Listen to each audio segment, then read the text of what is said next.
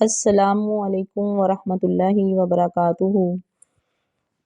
عبد الرحمن بن ابی بکرہ رحمۃ اللہ علیہ سے روایت ہے کہ انہوں نے اپنے والد سے کہا کہ اے ابا جان، میں آپ کو ہر صبح یہ دعا مانگتے ہوئے سنتا ہوں: اللہم عافنی فی بدنی، اللہم عافنی فی سمعی، اللہم عافنی فی بصری، لا الہ الا انت۔ اے اللہ میرے بدن میں مجھے عافیت دے، اے اللہ میرے کانوں میں مجھے عافیت دے، اے اللہ میری آنکھوں میں مجھے عافیت دے، تیرے سوا کوئی معبود نہیں۔ آپ اس کو 3 مرتبہ صبح پڑھتے اور 3 مرتبہ شام کو۔ تو بولے، بے شک میں رسول صلی اللہ علیہ وآلہ وسلم کو یہ دعا مانگتے ہوئے سنا ہے، پس میں سنت پر عمل کرنے سے محبت کرتا ہوں۔ عباس بن عبد العظیم نے اپنی روایت میں کہا ہے کہ آپ بھی یہ دعا بھی پڑھتے تھے: اللہم انی اعوذ بک من الکفر والفقر، اللہم انی اعوذ بک من عذاب القبر، لا الہ الا انت۔ اے اللہ یقیناً میں تیری پناہ چاہتا ہوں کفر اور فقر و فاقہ سے، اے اللہ بے شک میں تیری پناہ چاہتا ہوں عذاب قبر سے، تیرے سوا کوئی معبود نہیں۔ آپ صلی اللہ علیہ وسلم یہ دعا صبح کو 3 بار پڑھتے اور شام کو بھی پڑھتے، پس میں نے سنت پر عمل کرنے سے محبت کرتا ہوں۔ یہ سنن نبی داؤد کی روایت ہے۔ تو اس دعا میں بڑا پیارا ہی اللہ رب العزت نے جو ہے اپنے نبی صلی اللہ علیہ وآلہ وسلم کو دعا مانگنے کا طریقہ سکھایا ہے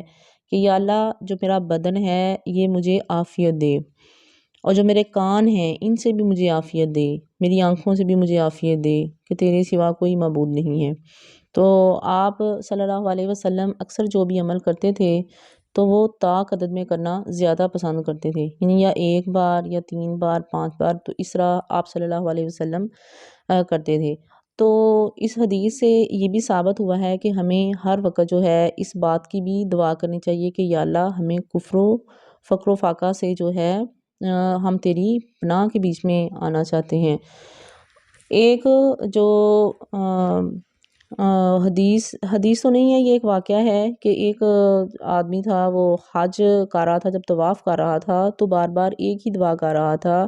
یا اللہ ایمان والی موت عطا فرما، یا اللہ ایمان والی موت عطا فرما۔ کہ جب خانہ کعبہ کے مسلسل طواف کے بیچ میں وہ یہی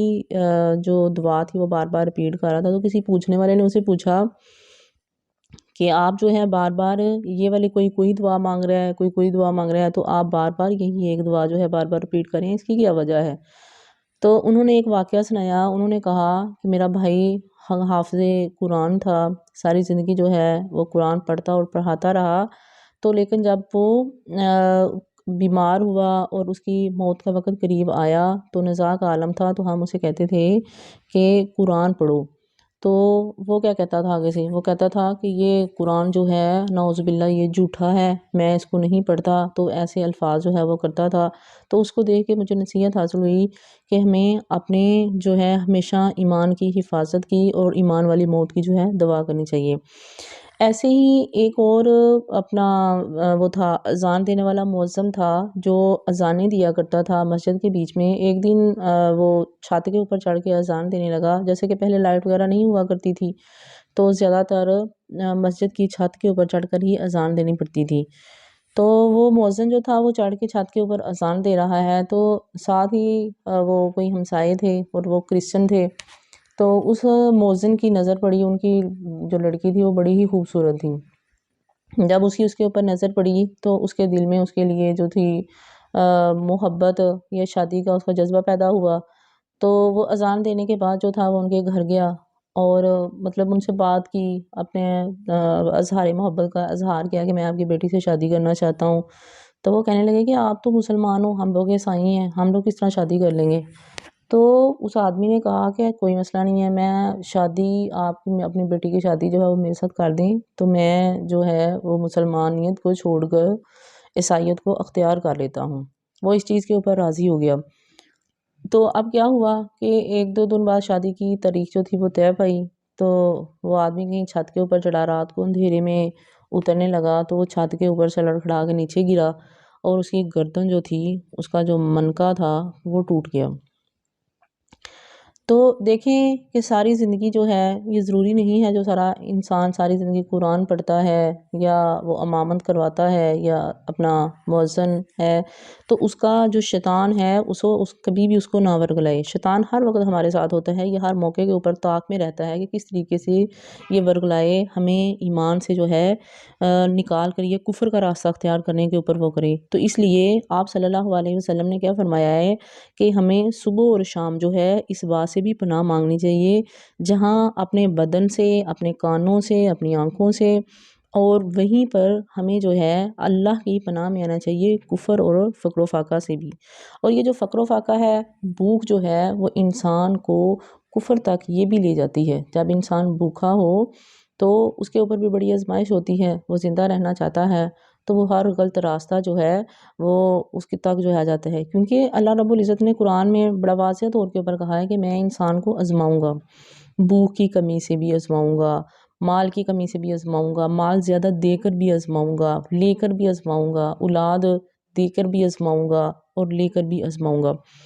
تو یہ ساری جو چیزیں ہیں، پھر ظاہر ہے آپ صلی اللہ علیہ وآلہ وسلم کو پناہ مانگتے تھے، پھر آپ صلی اللہ علیہ وآلہ وسلم نے فرمایا جو انسان جو ہے مغرب کے بعد صورت واقعہ ڈیلی روٹین میں پڑھتا ہے تو اللہ تعالیٰ اس انسان کو کبھی بھی فکر و فاقہ میں جو ہے مبتلا نہیں کرے گا، بلکہ اس کے کھانے پینے کے بندوبست کا خود جو ہے وہ ذمہ لے لیتا ہے۔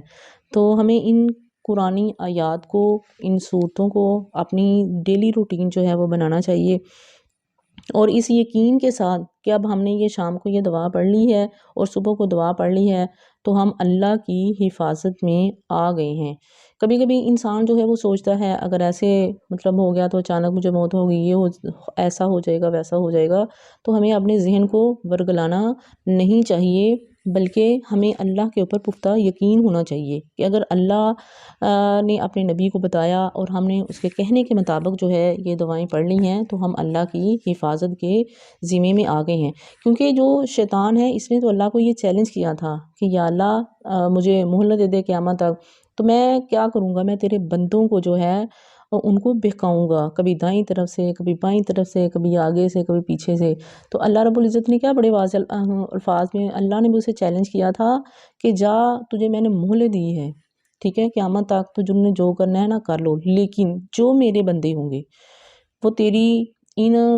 اپنا رشا دوانیوں کے بیچ میں نہیں آئیں گے،